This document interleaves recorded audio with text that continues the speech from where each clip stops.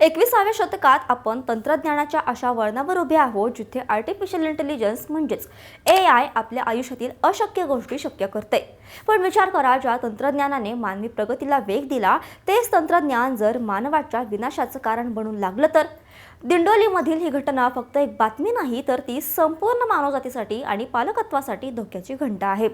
दोन तरुण मुली ज्यांचं संपूर्ण आयुष्य समोर होतं, त्यांनी तंत्रज्ञानाचा असा कोणता अंधकारमय मार्ग निवडला की ज्यामुळे त्यांची जीवनयात्रा संपली। आजच्या या व्हिडिओमध्ये आपण या घटनेच्या मुळाशी जाणार आहोत आणि समजून घेणार आहोत की AIचा गैरवापर रोखणं आता का गरजेचं झालं आहे। नमस्कार, मी मृदुला आणि तुम्ही पाहताय थोडक्यात। रोशनी शिरसाट आणि ज्योत्स्ना चौधरी दिंडोलीच्या रामी पार्क सोसायटीत राहणाऱ्या दोन जिवलग मैत्रिणी। दररोज न चुकता कॉलेजला जाणाऱ्या या मुली जेव्हा एका दिवशी घरी परतल्याच नाहीत तेव्हा कुटुंबाच्या काळजाचा ठोका चुकला। मोबाईल बंद, लोकेशनचा पत्ता नाही। पोलिसांनी तपासाची चक्र फिरवली तेव्हा तांत्रिक मदतीने त्यांचं शेवटचं लोकेशन मिळालं। सानिया कंडे येथील स्वामीनारायण मंदिर। तिथे CCTV मध्ये त्या बाथरूमच्या दिशेने जाताना दिसल्या आणि तिथेच त्यांचा अंत झाला होता। ही घटना ऐकायला जितकी साधी वाटते त्यामागील सत्य तितकंच भयावह आहे। प्राथमिक तपासात असं समोर आलंय की या दोघींनी चक्क ChatGPTकडे आत्महत्येच्या पद्धती विचारल्या होत्या। आता प्रश्न पडतो की हे कसं शक्य आहे? ChatGPT सारखे AI टूल्स खरं तर सेफ्टी फिल्टर वापरतात। जर तुम्ही त्यांना काही हिंसक किंवा घातक विचारलं तर ते उत्तर देण्यास नकार देतात। मग या मुलींनी ते फिल्टर कसं तोडलं? काय त्यांनी प्रॉम्प्ट इंजिनिअरिंगचा वापर करून सिस्टीमला फसवून माहिती मिळवली का? हे समजून घेणं महत्त्वाचं आहे, कारण इंटरनेटवर आता अशा अनेक पद्धती उपलब्ध आहेत ज्या AIच्या सुरक्षा नियमांना बाजूला सारू शकतात। ही तंत्रज्ञानाची डार्क साईड आहे। एका बाजूला AI आपल्याला कोडिंग शिकवते तर दुसऱ्या बाजूला ते आत्महत्येचे मार्गही दाखवते। या घटनेतून एक मोठा प्रश्न उभा राहतो, आपण आपल्या मुलांना तंत्रज्ञान तर देतोय, पण ते वापरण्याची समज देतोय का? आधुनिक काळात डिजिटल पॅरेंटिंग हा शब्द फक्त नावापुरता उरला आहे। मुलं मोबाईलवर काय सर्च करतायत, ते ChatGPT किंवा Googleवर काय विचारतायत यावर लक्ष ठेवणं आता अशक्य होत चाललंय। पण या मुलींनी असा निर्णय का घेतला असेल? त्यांच्या मनात असं काय सुरू होतं की त्यांना AIची मदत घ्यावी लागली? पोलीस प्रशासन या प्रकरणाचा तपास करत आहेत, पण समाजात वाढत चाललेला एकाकीपणा आणि सोशल मीडियाचा दबाव याला कारणीभूत आहे। याचा विचार करणं गरजेचं आहे। धक्कादायक बाब म्हणजे AI कंपन्या वारंवार दावा करतात की त्यांचं तंत्रज्ञान सुरक्षित आहे, पण या घटनेने हे सिद्ध केलंय की कोणतीही सिस्टीम 100% सुरक्षित नसते।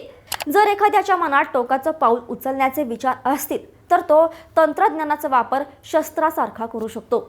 दिंडोलीतील या दोनही मैत्रिणींच्या मृत्यूने हे स्पष्ट केलंय की AIचा असा दुरुपयोग रोखण्यासाठी आता जागतिक स्तरावर कडक नियमांची गरज आहे। केवळ सॉरी मी हे सांगू शकत नाही असं AIने म्हणून चालणार नाही, तर अशा प्रकारच्या सर्चवर तातडीने अलर्ट यंत्रणा कार्यान्वित असायला हवी। शेवटी ही घटना आपल्या सर्वांसाठी एक धडा आहे। तंत्रज्ञान हे वरदान आहे की शाप हे आपण ते कसं वापरतो यावर अवलंबून असतं। पण जेव्हा दोन कोवळ्या मुलींना स्वतःचा जीव घेण्यासाठी AIची मदत घ्यावी लागते तेव्हा समजावं की समाज म्हणून आपण कुठेतरी कमी पडलो आहोत। पालकांनी आपल्या मुलांशी संवाद वाढवणं, त्यांना मानसिक आधार देणं आणि त्यांच्या डिजिटल हालचालींवर लक्ष ठेवणं ही आता चैनीची गोष्ट राहिलेली नाही, तर ती काळाची गरज बनली आहे। दिंडोलीतील ही घटना निव्वळ एक बातमी नसून आधुनिक युगातील एक अत्यंत भीतीदायक सत्य आहे। या प्रकरणाचा सखोल अभ्यास केला तर लक्षात येतं की आपण ज्याला प्रगती म्हणतोय तीच प्रगती आपल्या पुढच्या पिढीला कोणत्या खोलदरीत घेऊन चालली आहे। या प्रकरणातील अधिक गुंतागुंतीचे पैलू आणि यामागील तांत्रिक व सामाजिक कारणांवर आपण आता अधिक सविस्तर चर्चा करूया। सर्वात महत्त्वाचा प्रश्न हा येतो की ज्या ChatGPTला जगातील सर्वात सुरक्षित AI मानलं जातं त्यातून अशा प्रकारची घातक माहिती या मुलींना मिळालीच कशी? AI कंपन्यांचे इंजिनियर्स दिवस रात्र या सिस्टीमला सुरक्षित करण्यासाठी काम करत असतात, पण डार्क टाइम किंवा जेल ब्रेकिंग नावाचा एक प्रकार असतो। यामध्ये काही विशिष्ट कोड्स किंवा वाक्यांचा वापर करून AIला अशा प्रकारे मॅन्युप्युलेट केलं जातं की तो त्याचे सर्व सुरक्षा नियम विसरून जातो। या मुलींनी अशाच काही चुकीच्या पद्धतींचा वापर केला होता का? कारण सामान्यतः जर तुम्ही आत्महत्या असा शब्द जरी वापरला तरी हे टूल्स तुम्हाला तातडीने मदत केंद्राचे नंबर देतात। पण जर या मुलींनी शब्दांची अशी काही फेराफार केली असेल तर त्यामुळे एआयला वाटलं की हा केवळ एका कथेचा किंवा संशोधनाचा भाग आहे, तर तो माहिती देऊ शकतो. हेच तंत्रज्ञानाचं सर्वात मोठं छिद्र आहे. या घटनेचा सर्वात दुसरा पैलू म्हणजे कॉपीकॅट सुसाईड किंवा सोशल मीडियाचा प्रभाव. रोशनी आणि ज्योत्स्ना या बालपणीच्या मैत्रिणी होत्या. मानसशास्त्रात असं मानलं जातं की जेव्हा दोन व्यक्ती एकमेकांच्या खूप जवळ असतात तेव्हा त्यांच्या विचारांमध्ये एक प्रकारची समानता येते. जर एकाच्या मनात नकारात्मक विचार आले तर त्याचा प्रभाव दुसऱ्यावर पडतो. याला शेड सायकोटिक डिसऑर्डर किंवा साध्या भाषेत सामूहिक नकारात्मकता म्हणता येईल. या मुलींनी एकत्र राहून तासनतास इंटरनेटवर या गोष्टींचा शोध घेतला असेल. विचार करा, त्या स्वामीनारायण मंदिर परिसरात गेल्या, तिथे त्यांची मोपेड उभी केली आणि त्या शांतपणे बाथरूमच्या दिशेने गेल्या. हा सर्व घटनाक्रम इतका प्लॅन केलेला वाटतो की त्यामागे एआयने दिलेली स्टेप बाय स्टेप माहिती कारणीभूत असू शकते, असा संशय बळावतोय. आता आपण पालकांच्या भूमिकेकडे वळूया.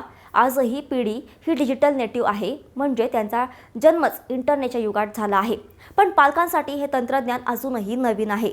अनेकदा पालकांना वाटतं की आपली मुलगी घरात सुरक्षित बसून फोनवर अभ्यास करते किंवा मैत्रिणींशी गप्पा मारते, पण तो फोन तिच्यासाठी जगातील सर्वात धोकादायक खिडकी ठरू शकतो, याची जाणीव पालकांना नसते. या मुली कॉलेजला जायच्या, त्यांचा दिनक्रम ठरलेला होता. मग अशा कोणत्या मानसिक दबावाखाली त्या होत्या की त्यांनी इतकं टोकाचं पाऊल उचललं?